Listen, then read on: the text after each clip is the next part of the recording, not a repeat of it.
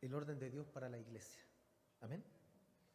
La cita bíblica, 1 Corintios 9, versos 11 y 12.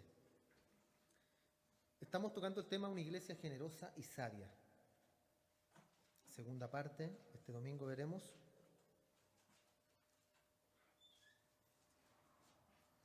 La cita bíblica, 1 Corintios 9, 11 y 12, dice: si nosotros sembramos entre vosotros lo espiritual, ¿es gran cosa si segáremos de vosotros lo material? Si otros participan de este derecho sobre vosotros, ¿cuánto más nosotros?, dice Pablo. Pero no hemos usado de este derecho, sino que lo soportamos todo por no poner ningún obstáculo al Evangelio de Cristo. Vimos, ¿cierto?, cómo Pablo no le importaba, ¿cierto?, las cosas materiales, no le importaba si la iglesia de Corintio daba o no daba para el sustento de él, sino que él lo tenía todo por basura, por amor a Cristo, por amor al Evangelio. ¿Para qué? Para que la obra del Señor continúe adelante y siguiera, ¿cierto?, marchando como estaba marchando en ese entonces. La semana pasada quedamos en que Jesús no vino a la tierra a buscar reconocimiento o fama. ¿Estamos de acuerdo, cierto? ¿A qué vino Él? A darnos salvación, hermano, a eso vino. Ese fue el principal propósito de nuestro Señor Jesús, darnos salvación, salvarnos. Y esto es precisamente, hermano, lo que buscan otros hombres: fama y reconocimiento. Buscan ser vistos. ¿Para qué?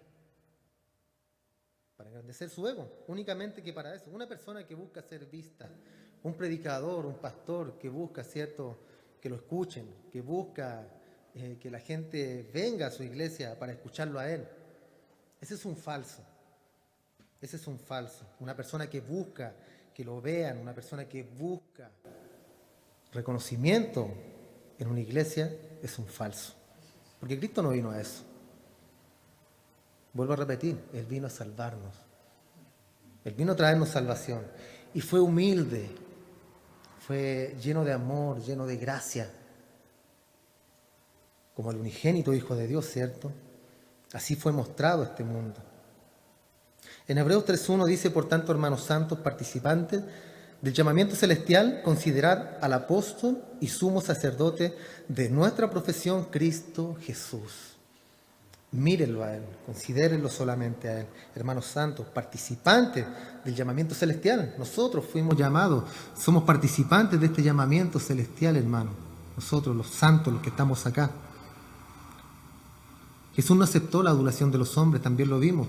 Vimos que Él, cuando lo iban a buscar para hacerlo rey, porque Él sabía, hermano, que lo andaban buscando para enaltecerlo, pero para hacerlo rey, ¿cierto?, de una forma carnal. No lo buscaban de forma espiritual. Para decirle: tú eres nuestro rey, tú eres nuestro Cristo, nuestro Salvador, y no les importa morir, no nos importa lo que nos pueda pasar de ahora en adelante, sino que ellos buscaban un líder que los liberara del yugo de los romanos. Eso buscaban ellos.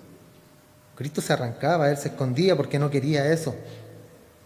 Pero sí recibió la adoración de aquellos que venían a adorarle de forma verdadera, con un corazón humilde, con un corazón humillado ante Él. Los hombres del día de hoy buscan lo contrario, buscan la fama, buscan títulos, buscan reconocimiento, buscan que los honren, que los adulen. Oh, qué grande, pastor, qué grandes palabras, qué grande estuvo tu mensaje el domingo, qué gran predicación. Cada domingo lo hacen mejor, pastor. El pastor se enaltece. Gracias, hermano. Y no es así, hermano. Si un mensaje le molesta a usted, le llega al corazón, le llega a su espíritu, lo transforma, lo cambia, ¿a quién debe darle la gloria? A Dios, porque Él lo está cambiando, Él lo está transformando por medio de su palabra, hermano. Es la fuente que tenemos nosotros para cambiar. Es lo que Dios usa para que nosotros podamos cambiar nuestra vida.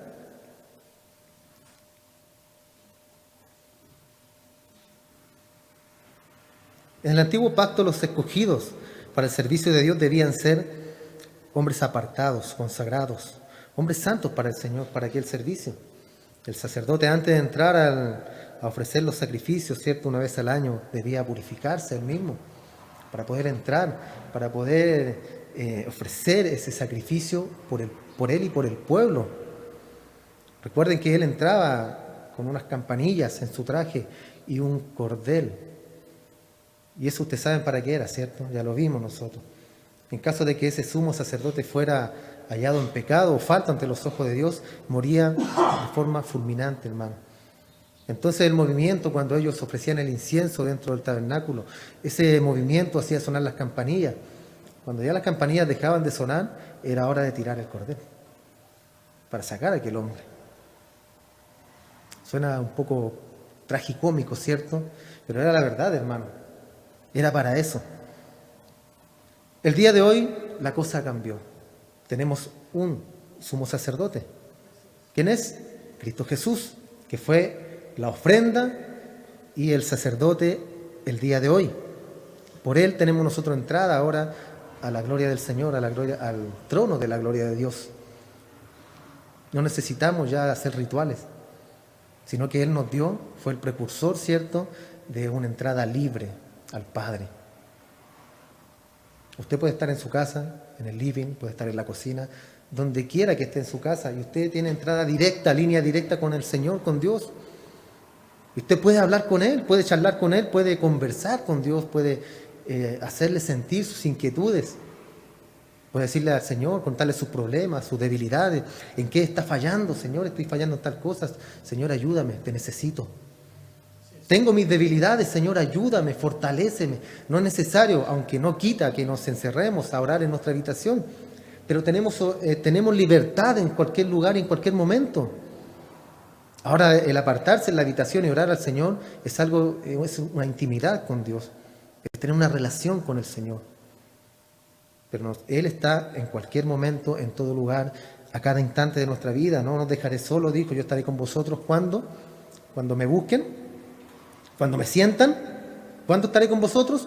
Todos los días, dijo, hasta el fin del mundo. Y por la fe lo creemos, hermano. Por la fe lo creemos.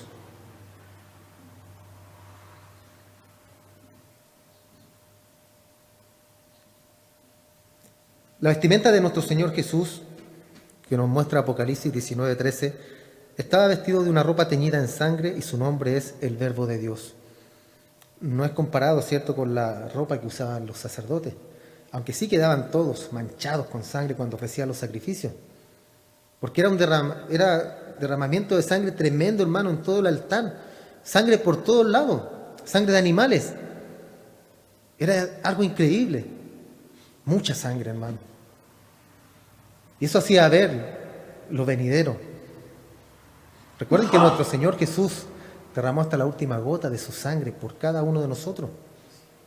Toda la sangre, hermano, fue derramada por nosotros. En todo el trayecto que Él sufrió, que Él lo iban azotando, cuando lo azotaron los soldados romanos, cuando iba llevando la cruz para ser crucificado, Él iba derramando cada gota de su sangre. ¿Y por amor a quién?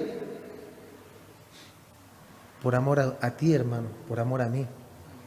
Ese es el sacrificio de Jesús, que muchas veces miramos en menos, que muchas veces despreciamos, hermano, nosotros mismos, siendo cristianos, despreciamos ese sacrificio y lo miramos en menos. Muchas veces no le tomamos el peso al sacrificio que hizo nuestro Señor por nosotros. Es algo tan santo, hermano, es algo tan especial, es algo que yo creo que ninguna mente humana puede comprender o entender. ¿Cuál fue ese sacrificio real, hermano?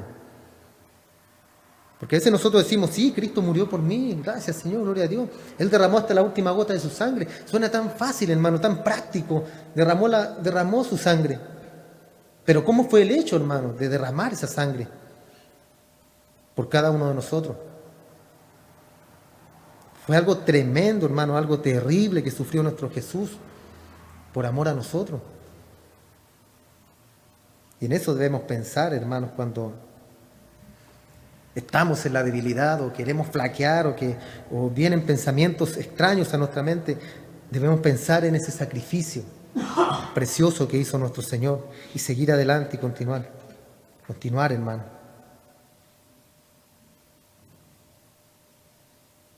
En el verso 16 dice que un hombre de Dios debe padecer por la causa de Cristo. Debemos padecer por la causa de nuestro Señor Jesús. ¿Cuánto es necesario padecer? Mucho, hermano, mucho. Hasta dar nuestra vida por la causa del Evangelio. Así como muchos mártires lo han hecho. Han entregado su vida por amor de Cristo, comprendiendo, hermano, que Cristo dio la vida por ellos. Perdón, hermano. Entonces nosotros estamos dispuestos, hermano, a dar nuestra vida por causa del Evangelio. ¿Usted estaría dispuesto a dar su vida? ¿Usted estaría dispuesto a irse a una misión, a predicarle a los musulmanes, a los árabes, a predicar a África? ¿Estaría usted dispuesto? Ese es el sentido, hermano, de esto. Es algo recíproco. Cuando decimos que somos cristianos, debemos padecer también por la causa de Cristo. Entonces debemos estar dispuestos también a dar nuestra vida por el Señor, a llevar las marcas de Cristo. Y en todo sentido, hermano. No hablemos solamente de la carne, sino que hablemos también de lo espiritual. Tú debes estar dispuesto a que te rechacen, a que se burlen de ti, a que se burlen de tu familia, a que se burlen de tus hijos. Y esas son marcas que quedan, porque a nadie le gusta eso, ¿cierto? A nadie le gusta que cuando tú quieres llevar ese mensaje del Evangelio de Cristo, te rechacen o te digan cosas. Pero es parte, hermano, del cristianismo. Es parte del cristianismo. Tú debes hacerle saber a la persona a la cual estás hablando cuál pecador es. Ayer escuchaba un muy buen mensaje, hermano. Decía, ¿cómo predicas tú el Evangelio? ¿Cómo evangelizas tú? No, yo predico, yo digo que yo antes tenía un vacío en mi corazón y ese vacío lo llenó Cristo. Y decía este hombre, ¿y qué pasa si esa persona que le está hablando tú dice, yo también tenía un vacío en mi corazón y ahora hago yoga y me siento mucho mejor? Ahora practico natación y eso llenó mi corazón. ¿Qué pasa entonces ahí, hermano? Estamos predicando mal el Evangelio. El Evangelio es salvación. ¿Para quién? Para el pecador. Y nosotros debemos hacerle ver a esa persona cuán pecador es y que necesita salvación, que necesita arrepentirse, que necesita que Cristo lave sus pecados y arrepentirse. Y eso les va a molestar mucho. Y ahí tú debes estar dispuesto a que hasta te insulten. Porque tiene que ver mucho aquí también la moralidad, hermano. Mucha gente es buena. Mucha gente, si usted le pregunta el día de hoy si creen en Cristo y si se van a ir al cielo, no siendo cristianos, ellos dicen que sí. Porque son buenos, son buenas personas, ayudan a los bomberos, ayudan a los niños en las calles, dan monedas, dan limosna, dan un sinfín de cosas. Y eso es moralidad. Hay cristianos que no son así, hermano. Hay cristianos que no son dadivosos, que no dan una moneda en la calle, que no ayudan a bomberos. Pero son cristianos, hermanos. Son lavados por la sangre de Cristo. Y esa es la única llave para llegar al cielo, Jesús. El camino, la verdad, la vida. Nadie al Padre si no es por Él. No podemos entonces nosotros pretender ser buenos y llegar al cielo. Eso es una mentira, es una aberración, hermano. Así como nosotros somos cristianos, también debemos demostrar que somos cristianos. Pequeños Cristos, ¿cierto? Pequeños Cristos, debemos demostrarlo. Y es como una frase típica de nosotros ya con nuestros hechos, con tu vida, cómo tú vives, cómo tú te comportas, cómo tú hablas, cómo tratas a tu esposa, cómo tratas a tus hijos, cómo eres en el hogar. Eso muestra quién eres. No que te congregues todos los domingos, no que levantes tus manos aquí y casi te vas al cielo. Si tu hogar es un desastre, si en tu trabajo todos hablan de ti, que no eres luz para nadie. ¿Qué es lo que pesa más? Debemos ser como Cristo, hermano. Punto. No hay más. Si nosotros somos como Cristo, nos va a llevar a ser una persona llena de amor, llena de misericordia, llenos de paz, llenos de confianza, llenos de fe, como lo fue nuestro Señor Jesús. Suena fácil, ¿cierto? Y suena bien, suena muy bien. Pero ¿lo llevamos a la práctica?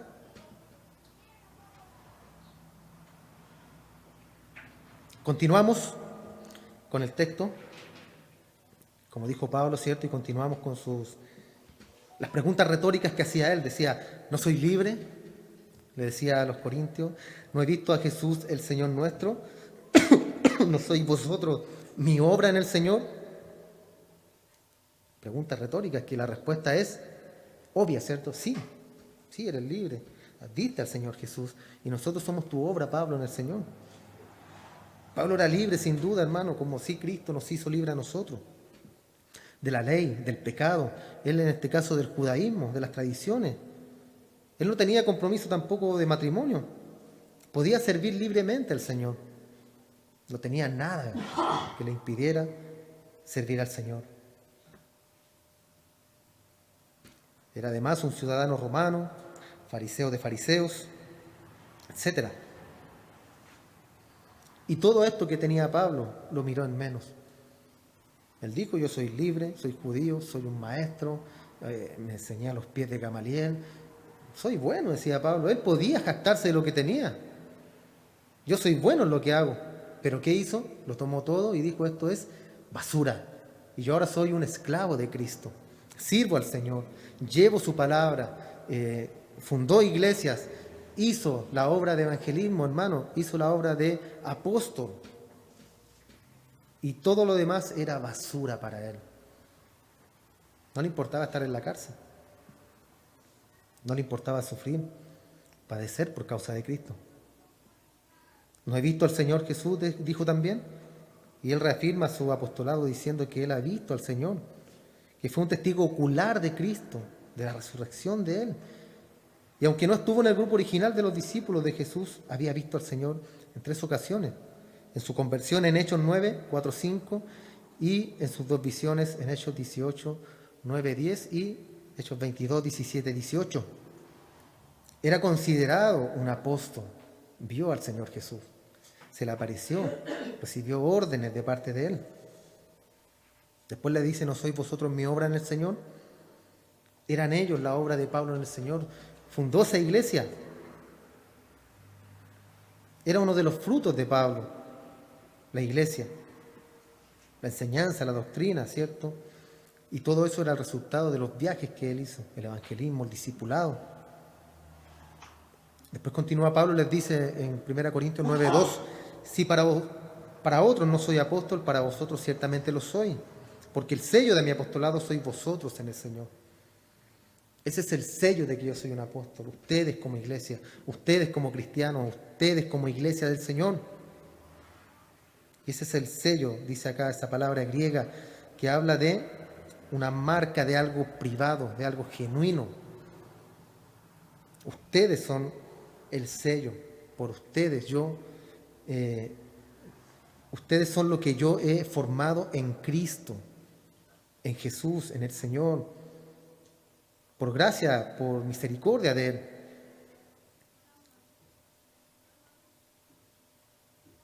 En esos tiempos había mercadería que llevaban un sello, hermano, de protección. Cuando un rey enviaba una carta también era un sello de lacre, se llama, un poquito antigua la palabra. Se usaba mucho en las botellas de vino, en los botellones, garrafas de vino también, les ponían lacre encima y ahí ponían el sello de la viña a la cual pertenecía. Exactamente lo mismo en ese tiempo. El rey escribía una carta o un papiro, ¿cierto? Se envolvía y en la junta se ponía ese sello. Y no se podía romper hasta que llegara a destino. Ese era un sello y era para validar y para cuidar la originalidad. La iglesia de Corintio era el sello de Pablo en el Señor, que era una iglesia de Cristo. Aunque eran desordenados, aunque eran muy niños la iglesia de Corintio, hermano, pero estaban en el proceso. Pablo escribió estas cartas precisamente para eso, para enseñarlos, para darles un orden en la iglesia. Les dijo, está bien, adoren, canten, lo que quieran, pero hágalo todo en orden, para el Señor y en orden. Pregunta, ¿cuáles son las marcas que nosotros llevamos en Cristo? ¿Lleva usted alguna marca o todavía no ha sufrido ninguna marca en usted, en su cuerpo o en el espíritu? ¿Cuánto hemos padecido por causa de compartir el Evangelio? ¿Ha sufrido? Ha sufrido desprecio, ha sufrido indiferencia, abandono, que lo dejen. No, este ya es cristiano, este es evangélico. Ya, ¿para qué vamos a ir para allá, para su casa? ¿Para qué lo vamos a ir a visitar? Que ahora son canutos, así les dicen, ¿cierto? Ahora no tenemos cosas en común. Y eso es bueno, hermano, que se note la diferencia. Porque hay cristianos que no se les nota la diferencia. Se llenan la boca que son cristianos, pero sus hechos dicen lo contrario. Lo contrario, por eso es mejor quedarse callado y con mis obras, con mis frutos, con mi boca, con mi comportamiento, demostrar que soy cristiano. Solamente con eso, que se note la diferencia, que se note, que le digan que usted es cristiano. De boca no vale. Debe haber un fruto cuando se entrega la palabra de Dios, hermano. La vida de los hermanos era la prueba de la vida cristiana de Pablo. Nosotros, cuando decimos que el Espíritu es el que convence, cuando el Espíritu es el que obra a favor para que la persona se convierta a Cristo, nosotros somos un instrumento para eso, hermano. Usted, cuando habla, cuando predica, cuando le habla a otra persona, es el instrumento que Dios y el Espíritu Santo están usando para atraer a aquella persona a Cristo.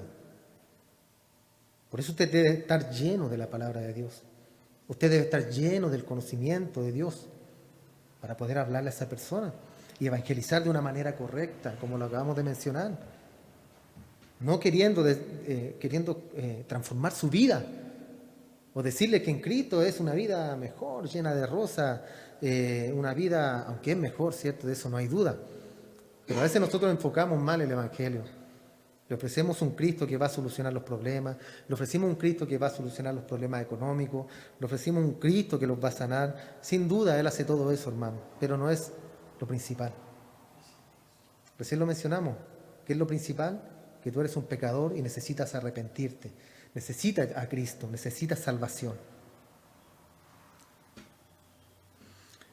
1 Corintios 9, 3 y 4, contra los que me acusan, esta es mi defensa. ¿Acaso no tenemos derecho de comer y beber? Dice Pablo acá. ¿No tenemos derecho de comer y de beber nosotros? Él defiende sus derechos, hermano. El primero, el de ser ayudado económicamente por los creyentes que ministraba. ¿Acaso no tenemos derecho, dice Pablo? Es decir, como ministro de Dios tengo el derecho de esperar que me provean al menos de comida y de bebida en el ministerio. Eso está bien, hermano, está bien.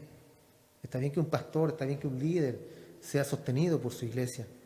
Pero ese pastor y ese líder debe vivir conforme a cómo vive la iglesia, no con lujos, no con grandes lujos, como si fuera el gran hombre de Dios o el gran pastor. 1 Timoteo 5:17, los ancianos que gobiernan bien sean tenidos por dignos de doble honor, mayormente los que trabajan en predicar y en enseñar. Debe estar esto, hermano, en la iglesia del Señor. Debe estar la ayuda y el sustento para el ministro, siempre y cuando él cumpla su tarea. ¿Cuál es?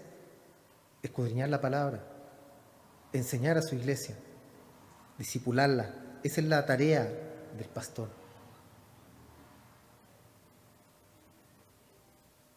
El que es enseñado en la palabra, haga partícipe de toda cosa buena al que lo instruye. Gálatas 6:6. Debe hacer partícipe de toda cosa buena al que lo instruye. Después continúa diciendo, no tenemos derecho de traer con nosotros una hermana por mujer, como también los otros apóstoles y los hermanos del Señor y Cefas. ¿Acaso no tenemos derecho nosotros también, aparte de ser sustentados por ustedes, Corintios, tener una mujer como esposa? ¿Traer un esposo, una compañera? ¿No tengo el derecho de casarme con una hermana cristiana, dice Pablo acá? ¿Llevarla conmigo a evangelizar, a las misiones, a la iglesia? Los demás apóstoles tenían su esposa, hasta Pedro dice acá. Cefas también tenía su esposa. Pero él prefería seguir solo, hermano. Prefería seguir solo por la causa de Cristo. ¿Tenía derecho? Sí. ¿Tenía derecho de casarse? Sí. ¿Tenía derecho de que la iglesia lo sustentara? Sí, tenía derecho, hermano. Tenía el derecho de que la iglesia lo sustentara a él. Pero él dejó todo eso de lado y lo miró como nada. Dijo, no me importa, si me quieren dar o no me quieren dar, no es problema mío. Yo trabajo, tengo mis manos. Voy a trabajar y voy a sustentarme por causa de Cristo, por la obra del Señor. No me enojo con ustedes, no me importa, sí oro por ustedes para que no sean amarretes, por decirlo de alguna forma, porque Pablo, hermano, Pablo, el gran apóstol, el grande apóstol, hermano, tenía el derecho de ser sustentado, sin duda alguna. El principio bíblico, hermano, los pastores, evangelistas, los misioneros, otros obreros cristianos deberían tener el sustento necesario para que no tuvieran que trabajar para sustentar su hogar. Ese es el principio acá. Yo siempre les he dicho que yo estoy de acuerdo en eso, siempre y cuando el pastor merezca que lo sustenten. Y que no sea un pastor, cierto, que solamente formó una iglesia para que lo mantengan las personas, la gente. Una iglesia, como decimos, al gusto del cliente, donde el pastor les da lo que ellos quieren y la gente les da lo que el pastor quiere, que es el dinero, que lo sustenten. Y esto también involucra a la familia, hermano, del servidor. Insisto, debe ser una vida del pastor conforme a la iglesia que él ministra. Vemos los falsos ni siquiera pastores, hermano. Vemos a estos falsos que predican el evangelio, tienen grandes iglesias y viven en mansiones, autos lujosos. Hay una foto, siempre aparece en el Facebook, cuando hablo de esto me acuerdo siempre, la casa del pastor, la casa del que diezma, ¿cierto? La casa del pastor, una gran mansión, la casa del que diezma, una choza. No tiene mucho, hermano, de mentira esa imagen. Tenemos el mismo ejemplo aquí en Santiago, que también lo hemos visto, en la catedral, ¿cierto? El pastor que mandaba a pedir sus autos a Estados Unidos, que tenía millones de pesos en efectivo en su casa, cuentas jugosas, hermanos, de dinero. Y es verdad, los que diezman, hermanos generosos, hermanos buenos, llenos del Señor, ofrendando para la obra de Dios. Pero el que está detrás de todo esto es un ambicioso, es un corrupto. ¿Por qué? Porque con ese dinero perfectamente se ayuda a toda su congregación. Si alguien está enfermo, si alguien necesita lo que sea, hermano, se ayuda con ese dinero. No, estaba guardado, grandes, gigantes cuentas de ahorro, hermano. ¿Para qué? ¿Para qué tanto dinero, hermano? Habiendo gente que a lo mejor ni siquiera tenía para comer en la congregación. Entonces debe haber... Yo no quiero estar en los pantalones o los zapatos de aquellos hombres, hermano. Pobres de ellos. Esta expresión de traer con nosotros a una hermana, dice acá, habla de viajar acompañado, hermano. El mayor apoyo de un hombre, ciertamente, es su esposa. La separación del uno del otro ha sido causa de divorcios en muchas ocasiones, por exposición a la tentación, hermano.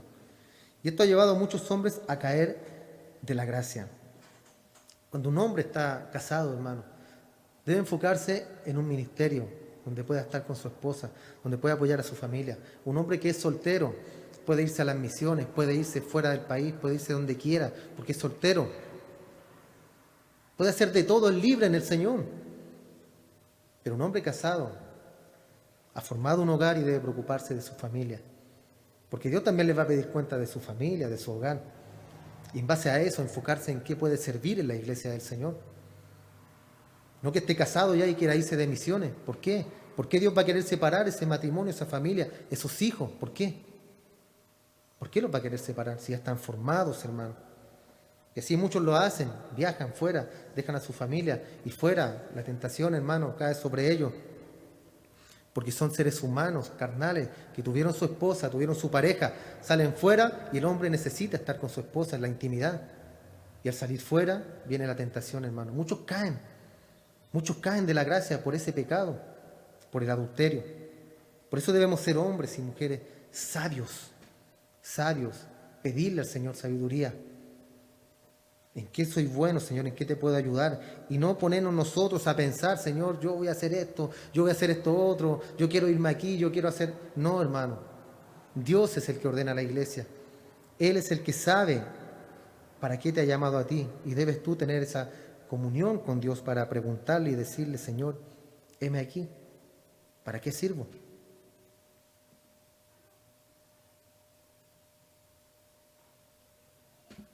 Concluye acá Pablo en el 9:6 de Corintios con una pregunta irónica. Dice, ¿o solo yo y Bernabé no tenemos derecho de no trabajar? ¿Solo yo y Bernabé? ¿Por qué? Yo y Bernabé no. Pero los demás todos tienen su esposa, lo sustentan, lo trabajan, y nosotros no. Él tenía derecho, hermano, de recibir el sustento, sin necesidad de trabajar en otros oficios. Ellos no pagaban sus gastos porque estuvieran obligados a hacerlo, sino porque lo decidieron voluntariamente, Pablo y Bernabé. Decidieron ellos sustentarse y decir, dejemos esto hasta acá. Dios sabe, Dios conoce los corazones, Dios sabe cuando hay avaricia, Dios sabe cuando no quiere dar la gente, cuando las personas no quieren dar, Dios lo sabe. Dejémoslo hasta ahí. Y Él pone como prioridad, hermano, la edificación de la iglesia por sobre los propios intereses de Él. Para mí es mejor edificarlos. Para mí es mejor que ustedes crezcan en el Espíritu y lo demás yo me las arreglo. Yo trabajo, tenía su oficio Pablo, trabajaba con sus manos. Entonces no le dio mayor importancia a esto.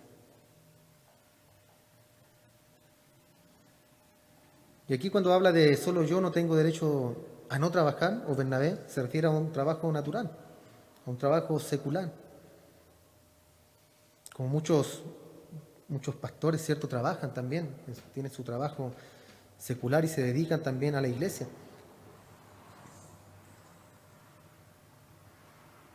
Y ellos hablan acá y le dicen, a ver Pablo, ¿cuál es ese gran trabajo que tú haces? ¿Cuál es ese gran trabajo que ejerces tú como apóstol? A ver, muéstranos. Y cuando se habla de estudiar las escrituras, de escudriñar, cuando se habla de ser un obrero, de ser un siervo al servicio de Cristo, lo miran en menos. ¿Para eso te vamos a sustentar? ¿Para que estés todo el día leyendo y escudriñando la Biblia? ¿Así? En tu casa, tranquilamente. Mientras nosotros trabajamos duro todo el día para dar nuestra ofrenda, para que tú estés así en tu casa. Cualquiera diría, hermano, escudriñar la Escritura es fácil. Pero no es así. Es un trabajo duro, hermano. Es un trabajo arduo, que requiere tiempo. Hermano. No es solamente preparar un mensaje y listo, si les gusta bien y si no, no importa. No, hermano. Debe ser un mensaje que edifique a la iglesia del Señor. Que los edifique a ustedes como iglesia. Cuando Jesús vino, cuando Él estuvo en la tierra, vio a su pueblo descuidado y sin pastor. Él lo dijo, ¿cierto? Pero sí había muchos sacerdotes, muchos escribas. Había muchos de estos hombres que les gustaba en las plazas, ¿cierto? Que le gritaran, rabí, rabí, que los saludaran, maestro, ¿cómo están, maestro? Y a ellos les gustaba inflar su pecho, ¿cierto? De paloma, yo soy maestro aquí de Israel. Pero Cristo vino y les dijo, oye, estos están como si no tuvieran pastor. Y eso les dolió a ellos, porque ellos eran los pastores de Israel. Y les dolió. Y bien, hermano, muy bien. Porque se nota cuando una iglesia no está edificada en las Escrituras. Se nota en el comportamiento de las personas, en cómo viven, cómo hablan. Y la idea es que la iglesia sea una iglesia bíblica, hermano. Completamente bíblica. Nosotros predicamos la Biblia, predicamos las Escrituras. De todo lo que he hablado, estas no son palabras mías, hermano. A lo mejor una que otra idea, ¿cierto? Pero Es la Escritura. Es la Escritura, es la palabra del Señor.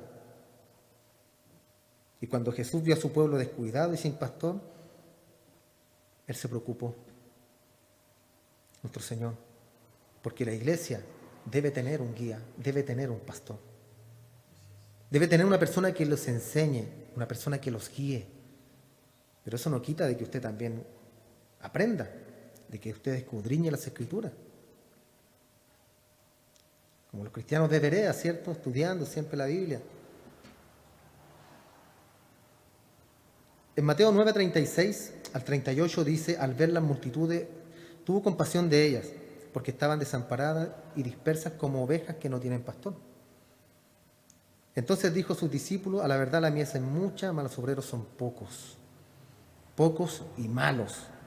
Rogad pues al Señor de la mies que envíe obreros a su mies. Y así son muchos, hermanos. Son pocos los obreros y algunos son malos, otros son más o menos. Hay muchos siervos que son buenos en el trabajo que Dios le ha encomendado.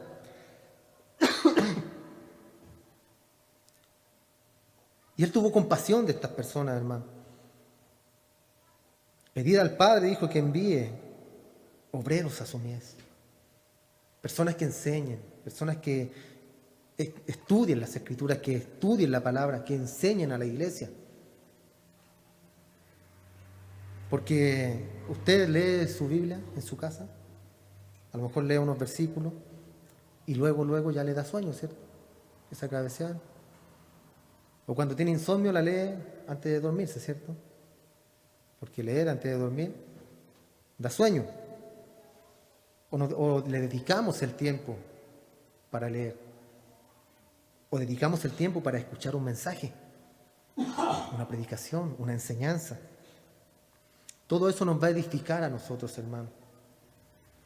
Todo lo que usted pueda absorber de una predicación, de un mensaje, de una alabanza, todo lo que usted pueda absorber de eso lo va a edificar, hermano, todos los días. Y lo va a ayudar.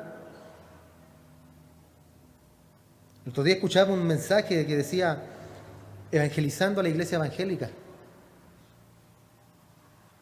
Yo dije, interesante. Evangelizando a la iglesia evangélica. Lo escuché, hermanos, y fue de mucha bendición aquel mensaje. Porque muchas veces que nosotros pensamos tener un panorama armado de un texto o de un mensaje que ya conocemos, pero hay personas más iluminadas que Dios les da mayor iluminación y nos pueden enseñar siempre. Y podemos recibir de esas palabras, podemos recibir ese mensaje. Porque a veces nosotros pensamos saber algo, pero no lo sabemos como deberíamos saberlo. Muchas veces citamos el texto cuando hablamos de la armadura que Dios nos entrega. Y vemos cuando dice, pero por sobre todas las cosas, usad el escudo de la fe. Y muchos dicen, no, entonces lo demás no es importante. Por sobre todas las cosas, usemos el escudo. ¿Pero qué está queriendo decir ahí? No que dejemos las cosas de lado, sino que teniendo el casco, teniendo el yelmo, teniendo el calzado, el cinto, teniendo todo, sobre todo eso usemos el escudo. Porque un guerrero en la antigüedad, un gladiador, no dejaba toda su armadura y se iba solamente con el escudo, ¿cierto? Sino que por sobre todo lo que él traía, usaba el escudo. Y eso nos dice ese texto, hermano. Y a veces lo interpretamos mal pensando de que la fe es lo más importante, es la armadura del creyente, y no es así.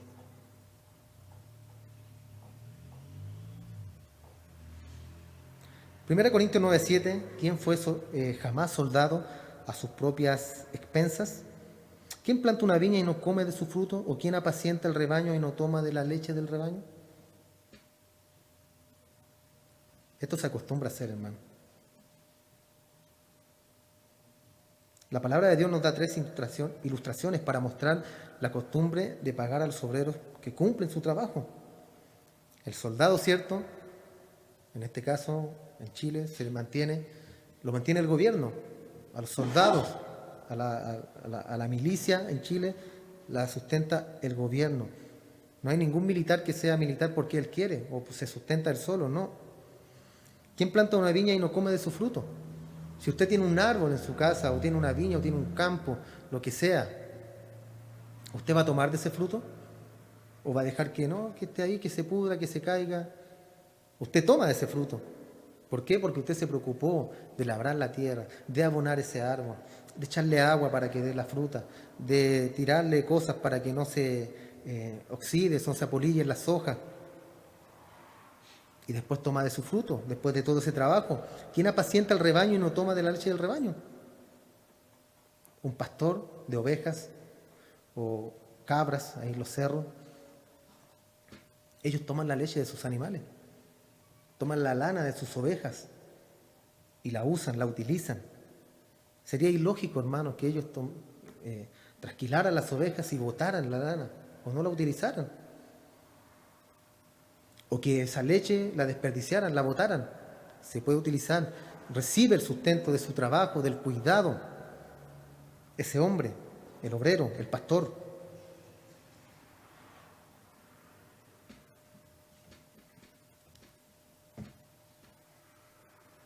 Segunda Timoteo 2:6, el labrador, para participar de los frutos, debe trabajar primero. ¿Estamos de acuerdo en eso? Usted, si quiere algo, debe trabajar primero. Quiere cambiar su teléfono, quiere cambiar su living, quiere hacer cosas. ¿Qué debe hacer? Trabajar primero para obtener, para poder pagar, para obtener ese fruto de su vida, porque su trabajo es su vida, hermano. Y se obtiene el dinero y usted recibe lo que anda buscando. Los pastores en lo natural que apacientan los rebaños no trabajan gratis y esperan ser participantes de todos los frutos que les genere, cierto, su trabajo. Todos tienen un derecho, hermano, pero también todos tienen deberes que cumplir. Si ese pastor en lo natural no alimenta a las ovejas, no alimenta a su rebaño, ¿va a recibir algo? Absolutamente nada, porque va a tener animales raquíticos, flacos, que no van a servir absolutamente para nada. Entonces no van a poder participar de algo si no han trabajado, si no lo han cuidado. Asimismo en la iglesia, hermano, el pastor debe trabajar en la obra del Señor para que la iglesia lo sustente. Y eso se nota en la iglesia, se nota el trabajo. Entonces ellos tienen que cumplir su trabajo, hermano. Estos 3 obreros son pagados por su trabajo. Y esto es lo correcto. El obrero es digno de su salario. Y así los que trabajan en lo espiritual tienen derecho del alimento y del sustento. No hay duda de eso, hermano. Nosotros como iglesia debemos comprender aquello, hermano. Acá no hacemos eso, ¿cierto? El pastor no vive de la iglesia, pero hay iglesias donde esto sucede, hermano. Y está bien, está muy bien que sustenten a su pastor siempre y cuando su pastor cumpla también su tarea. No debemos tener un corazón, hermano, egoísta, un corazón codicioso, al contrario. Dios bendice por medio de nuestras vidas a la iglesia y a los hermanos. Por medio de nosotros Dios bendice a su iglesia. Y eso usted debe tenerlo claro. Lo que usted tiene no es suyo, no le pertenece. Le pertenece al Señor. Y usted debe dar, ¿cierto?, como Dios le da a usted. Usted es un canal de bendición para los demás.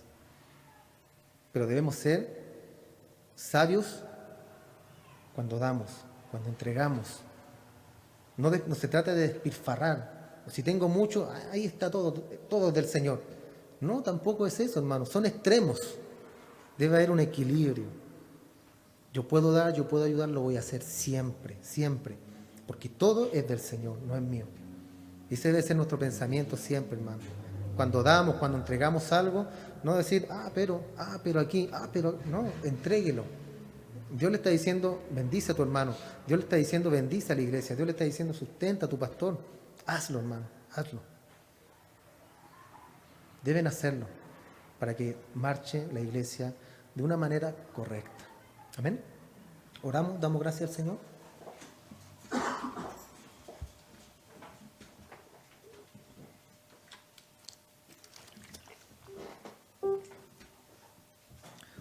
Señor, te damos muchas gracias, Padre.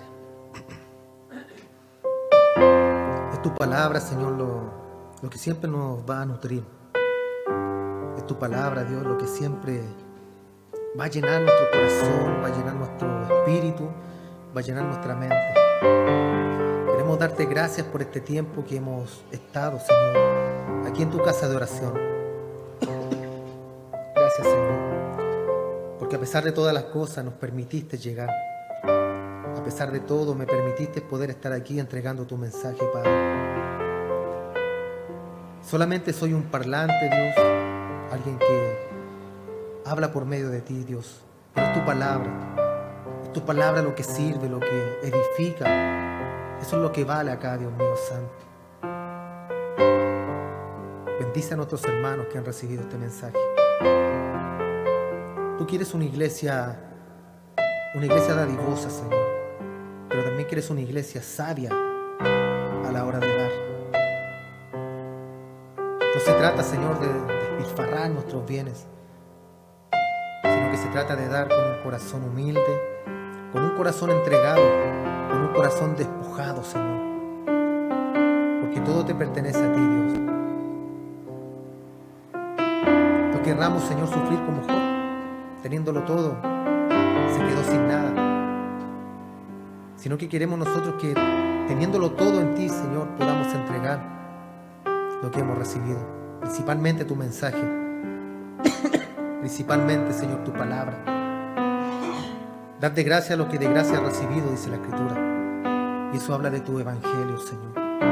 Eso habla de tu palabra, que es lo más valioso, que es lo más valioso de todo esto, Señor, entregar tu mensaje, ese mensaje de salvación que nosotros hemos recibido por gracia y que debemos entregarlo a los demás, así mismo por gracia, no esperando nada a cambio, Señor, solo esperando en que tú puedas cambiar y transformar los corazones. Bendice a cada uno de los que han llegado el día de hoy. Bendice nuestras vidas cada día, Señor.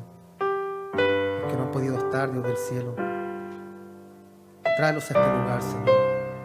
Hay mucho pueblo fuera, Dios del cielo, mucho pueblo que debe llegar, y clamamos, rogamos por cada uno de ellos, para que a la hora y a su debido tiempo ellos puedan estar en tu casa, Señor.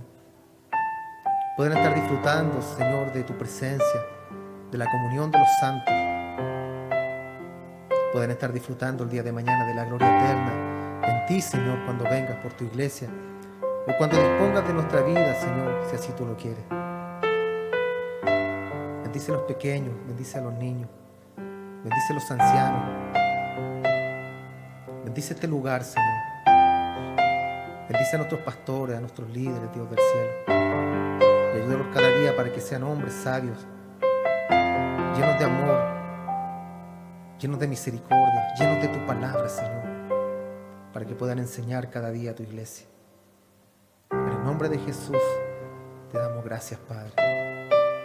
Muchas gracias porque has estado con nosotros el día de hoy. Muchas gracias porque seguirás estándolo, Dios. Saldremos de este lugar y te irás tú con nosotros. Llegaremos a nuestro hogar y ahí estarás tú, Señor. Y ese es algo tremendo, algo tan maravilloso, Padre, de que tú estés siempre con nosotros, Señor. Gracias por eso, Padre, gracias. Entregamos esta oración, entregamos este culto que hemos hecho en tu nombre. Y en tu nombre, Jesús, nombre por sobre todo nombre. Eres el motivo de esta reunión, eres el motivo de nuestra adoración. En el nombre de Jesús te damos gracias, Padre. Amén y amén. Gracias, Señor. El Señor les bendiga, hermano.